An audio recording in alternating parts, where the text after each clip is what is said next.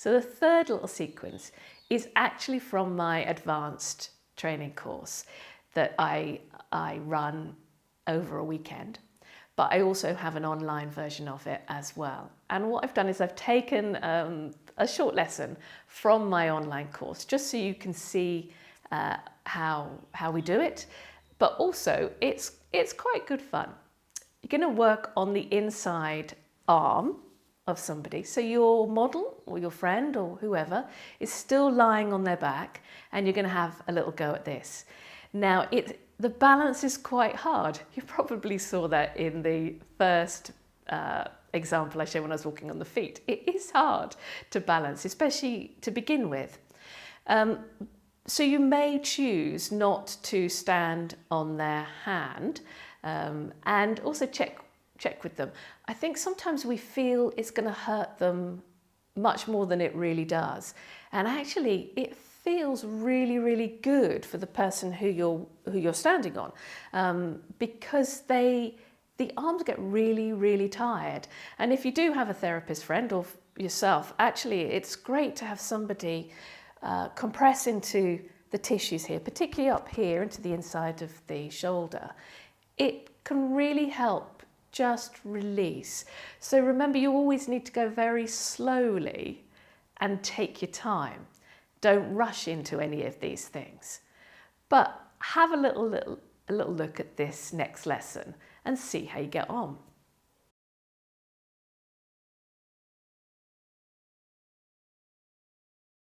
We're going to work the arms and a bit into the hands with the feet. Now this is lovely. It's not for everybody, so the person needs to be of a similar size to you, I think, or bigger.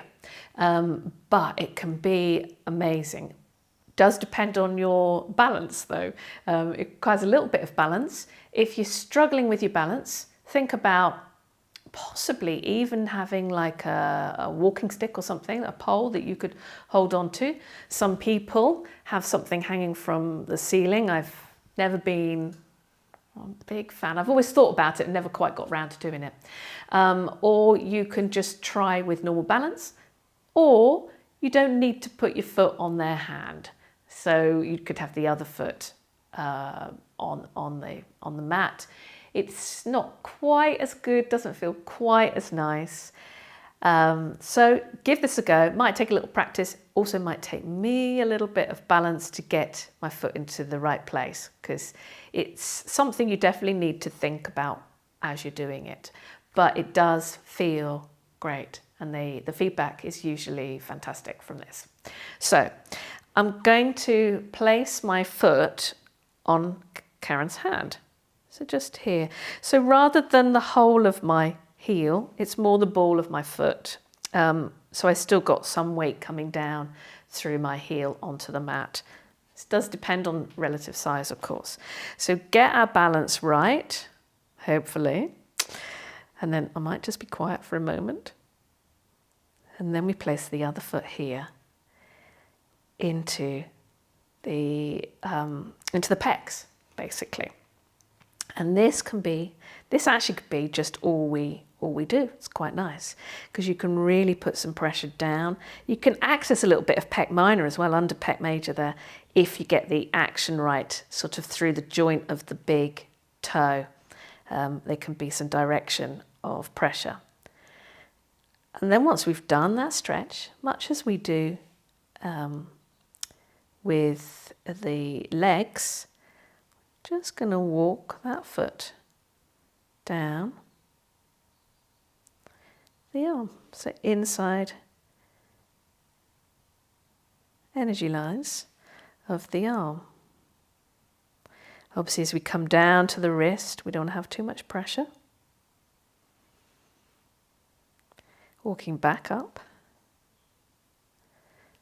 You might choose to have the hands behind the back or on the hips.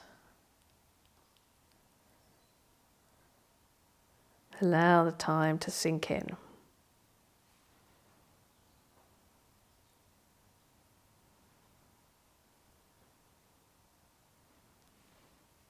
Back into the armpit. Now that's our inside arm lines done. actually don't do the outside ones very often, but you can. You're going to come off.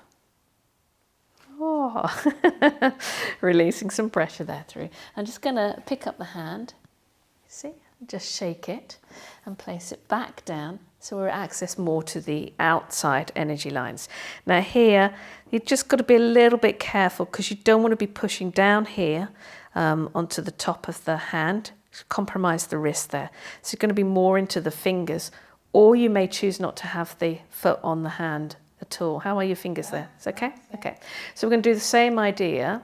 So going to get the balance right. Whoop. There we go.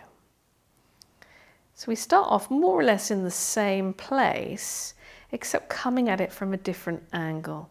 And you can see my whole foot's coming down the whole of her upper arm here, which is quite nice. And I think it's quite nice to keep the foot at that sort of direction, sort of diagonally across the upper arm. Don't forget, this is, you know, into deltoids and biceps, it can be an area of the body that's actually quite tight, particularly if they've got issues in their shoulders. They'll often feel very tight in this upper arm. And so it's quite nice to apply a bit of pressure, maybe pausing and waiting. You can see with the balance, that once you're on it, on the arm, it's actually fine. It's the getting on and off. That's where it's a little bit of struggle, because I'm not actually releasing contact fully between each compression. So you can see I lean in here, and as I lean off more towards the fingers, I can just slide my foot down. So it's the coming off and on that requires the balance. Once you're on, it's quite straightforward. We just pause and wait there. Take a few breaths in together.